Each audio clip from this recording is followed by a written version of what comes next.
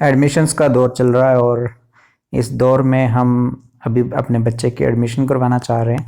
और अगर आप केंद्रीय विद्यालय में एडमिशन करवाना चाहते हैं, और बहुत सारे पेरेंट्स का ये क्वेश्चन रहता है कि जब हम फॉर्म लगाते हैं तो कौन कौन सी चीज़ें चाहिए, क्या क्या फॉर्मेलिटीज़ रहती हैं। सबसे पहले तो आपके सामने ये जो फॉर्म है, ये फॉर्म आपको लेना पड़ेगा। कहाँ से लेना है, मैं नीचे एक डिस्क्रिप्शन में लिंक भी दे दूंगा, आप उस लिंक को क्लिक करेंगे तो डाउनलोड के लिए आप आवेदन कर सकते हो। तो मैं आपको एक्सेस दूंगा, आप उसको डाउनलोड कर लेना, और डाउनलोड करने के बाद इसका प्रिंट निकाल लेना। आपको ऐसे तो फॉर्म लेने के लिए स्कूल जाना पड़ेगा, फॉर्म सबके लिए एक ही होता है, ठीक है। यहाँ किसी एक केंद्रीय विद्यालय विशेष का ये फॉर्म नहीं है। तो केंद्रीय विद्यालय में एडमिशन लेने के लिए फॉर्म के लिए क्या क्या चाहिए, क्या क्या फॉर्मेलिटीज़ होती हैं, वो सब मैं इस वीडियो में बताऊंगा। वीडियो लास्ट तक देखना। अगर आप मेरी ये वीडियो पसंद कर रहे हैं और मेरी बात मान रहे हैं तो आपके बच्चे की एडमिशन हो जाएगी। मतलब ये फॉर्मेलिटीज़ आपको देनी ही पड़ेंगी, ठीक है।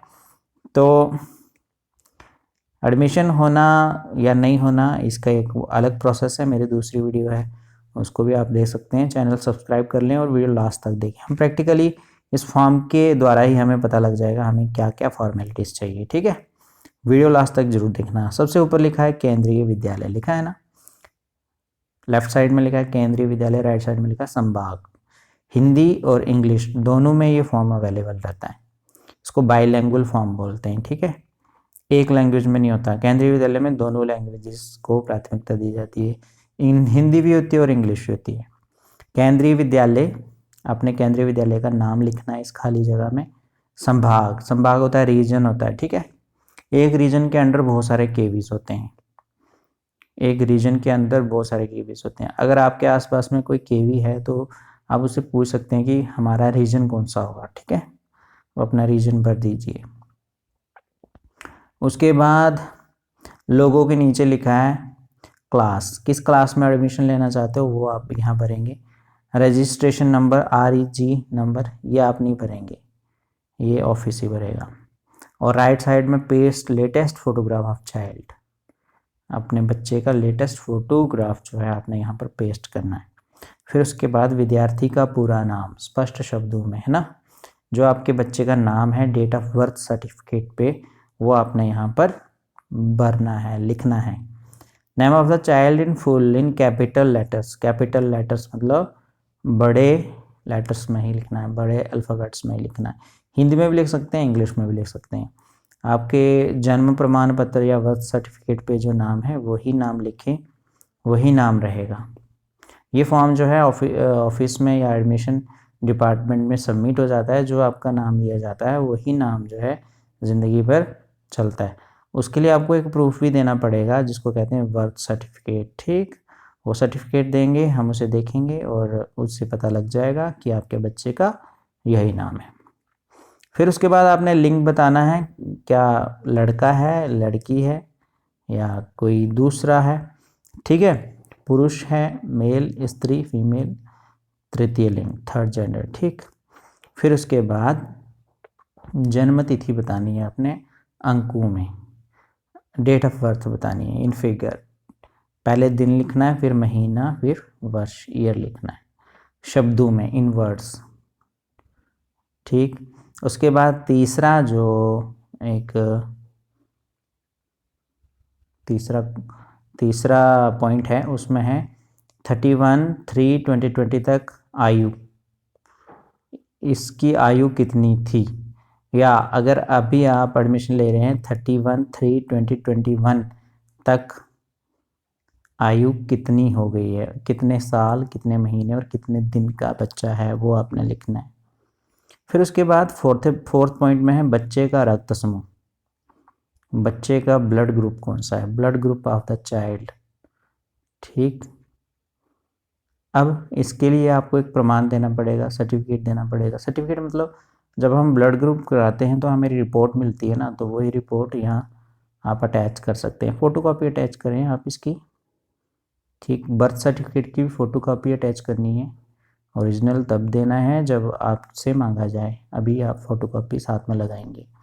फिर बच्चे की संबंधित श्रेणी, अब श्रेणी बतानी है यहाँ पर बच्चे की, कौन सी कैटेगरी है। जनरल है तो जनरल वाले डिब्बे में टिक करो, एससी है तो एस में टिक करो, एसटी है, ओबीसी है, ओबीसी एनसीएल है, ईडब्ल्यूएस है, बीपीएल है, डिफरेंटली एबल्ड है, विकलांग जिसको दिव्यांग कहते हैं, एसजी चाइल्ड, एसजी मतलब सिंगल गर्ल चाइल्ड है, अगर सिर्फ एक ही बच्ची है आपके घर, कोई लड़का नहीं है और कोई नहीं है, सिर्फ एक ही लड़की है, तो आप साथ में अटैच सर्टिफिकेट जरूर लगाएंगे।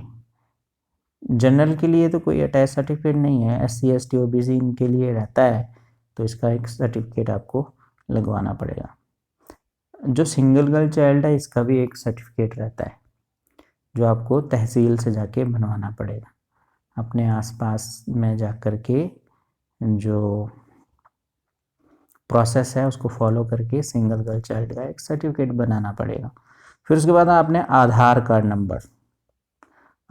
नंबर यहाँ पर डालना है। किसका डालना है? बच्चे का आधार कार्ड तो बना होगा, अब आधार कार्ड की एक फ़ोटोकॉपी भी करवा लें, वो भी आप इस फॉर्म के साथ लगा दें। फिर उसके बाद माता पिता का विवरण, details of mother and father, अभी तक जो हमने डिटेल भरी वो बच्चे की थी, अब माता पिता की भरेंगे। ठीक, नाम लिखना है स्पष्ट शब्दों में माता का और पिता का, ये नाम एकदम करेक्ट लिखना है, जो माता पिता का नाम अभी तक एकदम एक्यूरेट नाम है वही, इसमें स्पेलिंग में मिस्टेक बिल्कुल नहीं करनी है। फिर उसके बाद राष्ट्रीयता, नेशनैलिटी क्या है, इंडियन है तो इंडियन लिखना है, नेपाली है तो नेपाल लिखना है ना, अगर नेपाल में एडमिशन ले रहे हो काठमांडू में। अगर कोई दूसरी नेशनैलिटी है, आप रशियन है तो रशियन लिख सकते हैं, ज़्यादातर तो इंडियन ही ले रहे हैं। तो व्यवसाय, ऑक्यूपेशन लिखना है यहाँ पर, आपका व्यवसाय क्या है, माता का क्या व्यवसाय है, माता अगर कोई काम नहीं करती तो हाउस वाइफ हो गई, और पिता अगर टीचर हैं तो टीचर लिख सकते हैं, डॉक्टर हैं तो डॉक्टर, अगर माता भी डॉक्टर टीचर है तो वो भी लिख सकते हैं। ठीक, फिर उसके बाद कार्यालय का नाम लिखना है आपने, यहाँ पर उनका ऑक्यूपेशन का कार्यालय, वहाँ उनका अपना नाम और पूरा एड्रेस आपने लिखना है। फिर 5th पॉइंट में अपना रेजिडेंशियल एड्रेस लिखना है, मतलब यहाँ आप रहते हैं वहाँ का पूरा एड्रेस लिखना है, मम्मी का भी लिखना है और पापा का भी लिखना है, माता पिता दोनों का लिखना है। अब जिस विद्यालय में आप एडमिशन ले रहे हैं, विद्यालय से दूरी कितने किलोमीटर है आपके घर की, तो वो यहाँ पर लिखेंगे। उसके बाद मूल वेतन लिखना है, मूल वेतन मतलब बेसिक पे, कितनी बेसिक पे है मदर की, अगर वो जॉब करते हैं तो उनकी बेसिक पे होगी, फादर की कितनी है वो भी लिखेंगे। फिर उसके बाद number of transfers in last 7 year, 31/3/2021 तक कितनी ट्रांसफ़र हुई हैं पिछले 7 सालों में, तो यहाँ लिखने हैं, नंबर्स लिखने हैं, अगर 1 हुई है तो 1 लिखो, अगर 5 हुई है तो 5 लिखो। माता पिता की दोनों की, माता पिता की सेवा श्रेणी कौन सी है, सर्विस कैटेगरी ऑफ पेरेंट, एक सर्विस कैटेगरी होती है वो आप यहाँ पर भरेंगे। ठीक है, सेंट्रल गवर्नमेंट एम्प्लॉयज़ की रहती है कैटेगरी, फिर उसके बाद जो बिजनेसमैन होते हैं उनकी रहती है कैटेगरी। तो कैटेगरी के लिए दूसरी वीडियो आप देखना, उसमें बताऊंगा मैं आपको, या आप के भी में से किसी टीचर से पूछ सकते हैं, वो भी बता देगा आपको क्या कैटेगरी, आपकी कैटेगरी कौन सी है। अगर आप एक जॉब करते हैं टीचर की तो आपकी कैटेगरी कौन सी है, डॉक्टर हैं उसकी कौन सी कैटेगरी है, सेंट्रल गवर्नमेंट एम्प्लॉय की कौन सी है, और जो बेल्ट फोर्सेस में काम करते हैं उनकी कैटेगरी कौन सी है। ठीक, फिर उसके बाद कर्मचारी कोड यदि है तो, एम्प्लॉय कोड अगर है तो यहाँ लिख दो, ईमेल आईडी जो है वो भी आप यहाँ डाल दो। ईमेल आईडी आजकल हर एक आदमी की है, तो माता पिता दोनों की भी हो सकती है, दोनों की यहाँ लिख दो। फिर ये डिक्लेरेशन हो गई, I certify that the above entries are true to the best of my knowledge, यहाँ अभिभावक के हस्ताक्षर हो जाएंगे, सिग्नेचर ऑफ गार्जियन किसके होंगे, सिग्नेचर ऑफ गार्जियन मदर भी कर सकते हैं, फादर भी कर सकते हैं, दोनों भी कर सकते हैं। ठीक है, दिनांक लिखना है आपने यहाँ पर। फिर उसके बाद सेवा प्रमाण पत्र, सेंट्रल गवर्नमेंट जो एम्प्लॉयज़ रहते हैं उनको एक जगह से दूसरे जगह जब वो एडमिशन करवाते हैं तो उसके लिए ये ज़रूर चाहिए क्या, सर्विस सर्टिफिकेट। ठीक, आप यहाँ देख लें क्या भरना है। प्रमाणित किया जाता है कि श्री श्रीमती, डेजिग्नेशन मतलब पद, कार्यालय मंत्रालय में नियमित कर्मचारी के रूप में कार्यरत हैं। वे रक्षा सेवा, केंद्रीय reserve police, SSB, Assam rifles, ITBP, सीमा सुरक्षा बल, एनएसजी, एसपीजी, सीआईएसएफ, केंद्रीय सरकार स्वायत्त संस्था अथवा सार्वजनिक क्षेत्र के उपक्रम जो पूर्ण या आंशिक रूप से केंद्र सरकार से वित्त पोषित हैं के नियमित कर्मचारी हैं तथा उनकी सेवा स्थानांतरणीय है, पूर्ण भारत में कहीं भी स्थानांतरणीय है, ऑल इंडिया में कहीं पर भी इनकी ट्रांसफ़र हो सकती है। तो यहाँ आपने नाम लिख देना है अगर आप इनमें से किसी में फॉल करते हैं। अगर आप यहीं पर रहते हैं, अपनी जगह पे ही रहते हैं, कोई काम नहीं करते हैं, आप नॉर्मल बिजनेसमैन है, तो आपको ये भरने की ज़रूरत नहीं है। ठीक है, तो उनका जो ऑफिस होगा यहाँ पर वो जॉब करते हैं, उनके हेड के यहाँ साइन होंगे, सिग्नेचर ऑफ द हेड, नाम और ऑफिस की स्टैम्प भी रहेगी, स्थान, दिनांक, कार्यालय का पूर्ण पता, दूरभाष संख्या यहाँ पर आपने भरनी है। अब साथ में एक सर्विस सर्टिफिकेट भी मिल जाएगा उनको वहाँ से। प्रमाणित किया जाता है कि श्रीमती जो भी हैं उनका डेजिग्नेशन आ जाएगी, कार्यालय मंत्रालय में नियमित कर्मचारी के रूप में कार्यरत हैं तथा उनकी सेवा स्थानांतरणीय है, पूर्ण राज्य में कहीं भी स्थानांतरणीय है। ठीक है, स्थानांतरणीय मतलब ट्रांसफरेबल है, पूरे स्टेट में या पूरे इंडिया में कहीं पर भी ट्रांसफ़र हो सकती है। तो ये सर्विस सर्टिफिकेट भी ऑफिस से मिलेगा जो यहाँ पर जॉब करता है। तो पेज नंबर 2 में अब एक और सर्टिफिकेट रहेगा उनके लिए, नंबर ऑफ़ ट्रांसफ़र्स का सर्टिफिकेट होगा। ठीक है, ये खुद ही भरेगा एम्प्लॉय कि मेरा नाम ये है, मेरा डेजिग्नेशन ये है, मैं इस कार्यालय द्वारा प्रमाणित करता हूँ कि पिछले 7 साल 31/3/2021 तक मैं एक स्थान से दूसरे स्थान पर मेरे मतलब 5, 6, 7 जितने भी हुए हैं स्थानांतरण हुए हैं, जिनका विवरण नीचे दिया जा रहा है। ठीक है, इंग्लिश में भी सेम वही चीज़ लिखी है, आप पढ़ना चाहें तो पढ़ सकते हैं। तो यहाँ आप लिखेंगे सीरियल नंबर वाइज 1 2 3 4 5 6 7 आपकी ट्रांसफ़र हुई हैं, तो यहाँ लिखो। अगर 7 नहीं हुई हैं, 2-3 ही हुई हैं, 2-3 भी लिख सकते हो आप। ठीक है, खुद ही भरना आपने। मैं जानता हूँ कि यदि उपरोक्त तथ्य गलत पाए गए तो मेरा बच्चा केंद्रीय विद्यालय में प्रवेश के लिए अयोग्य हो जाएगा। ठीक है, माता पिता के यहाँ पर साइन होंगे, ये माता पिता ही करेंगे। फिर नीचे काउंटर साइन होंगे, किसके होंगे,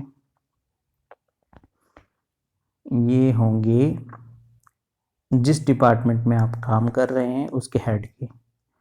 ठीक है, उसके काउंटर साइन करके, यानी कि उसको अटेस्ट करेगा, उसको अटेस्ट करके लिखा है ना कि मेरा नाम अपना लिखा है, वो डेजिग्नेशन लिखेंगे, प्रमाणित करता हूँ कि जो विवरण उपरोक्त विवरण को कार्यालय आलेखों से जांच लिया गया है वह सही पाया गया है, यहाँ पर साइन हो जाएंगे।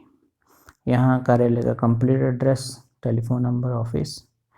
तो अब यहाँ एक और नोट लिखा है कि अगर ट्रांसफ़र लेना है किसी बच्चे का तो उस जगह पे कम से कम 6 महीने ठहरने की अवधि होनी चाहिए। ठीक है, 6 महीने वहाँ रुका होना चाहिए। फिर कई बच्चों की एडमिशन जो है इस एक सर्टिफिकेट के आधार पे भी होती है। किसी के फादर की डेथ हो गई तो बच्चे को एडमिशन करवानी है, तो उनके लिए ये वाला एक डेथ सर्टिफिकेट जिसको कहते हैं सेवाकालीन मृत्यु प्रमाण पत्र, डाइड इन हार्नेस सर्टिफिकेट, केवल केंद्रीय सरकार के कर्मचारियों के लिए होता है। ठीक है, स्टेट गवर्नमेंट के लिए नहीं। तो प्रमाणित किया जाता है कि ये कुमार कुमारी के पुत्र पुत्री हैं जो नियमित रूप से सेवारत थे और उनका देहावसान सेवाकाल की अवधि में इतनी डेट को हो गया था। तो बच्चे की एडमिशन हो जाती है इस आधार पे भी, अगर वो सेंट्रल गवर्नमेंट के एम्प्लॉय हैं तो ये लास्ट फॉर्म था उम्मीद है आपने अभी तक वीडियो अच्छे से देखी होगी, समझ गए होंगे क्या क्या चाहिए। यही चीज़ें चाहिए, बिल्कुल घबराना नहीं है। इस फॉर्म को निकाल लो, नीचे डिस्क्रिप्शन में एक लिंक दे रहा हूँ मैं, है ना, तो उसको खोलना। खोलने के बाद जैसे ही आप रिक्वेस्ट करेंगे मुझे, तो मैं आपको रिक्वेस्ट एक्सेस करूँगा, तो आप उस फॉर्म को डाउनलोड कर लेना, और डाउनलोड करने के बाद किसी को दे देना या खुद ही प्रिंटर से उसको प्रिंट निकाल लेना और भर के, तो आप सीधा जाके 8 तारीख के बाद जमा करवा देना। जो भी डेट्स रहेंगी उन्हीं डेट्स के ऊपर आप जाएंगे और इस फॉर्म को जमा कर देंगे स्कूल में जा कर के। बहुत इजी प्रोसेस है, इतना कोई डिफ़िकल्ट नहीं है। बच्चे के एडमिशन के लिए थोड़ा टाइम आपको स्पेंड करना पड़ेगा, फिर बाद में जब लिस्ट आएगी तो कुछ और फॉर्मेलिटीज़ भी आपसे मांगी जा सकती हैं। फ़िलहाल तो यही फॉर्मेलिटीज़ हैं, इसके अलावा कोई और फॉर्मेलिटी नहीं होती। तो उम्मीद है आपको वीडियो अच्छी लगी होगी। चैनल सब्सक्राइब करें और वीडियो लाइक करें। कोई कमेंट है आपका, कोई क्वेरी है, कुछ पूछना है, तो आप वीडियो के नीचे कमेंट बॉक्स में जा कर के पूछ सकते हैं। ठीक है, जय हिंद, जय भारत।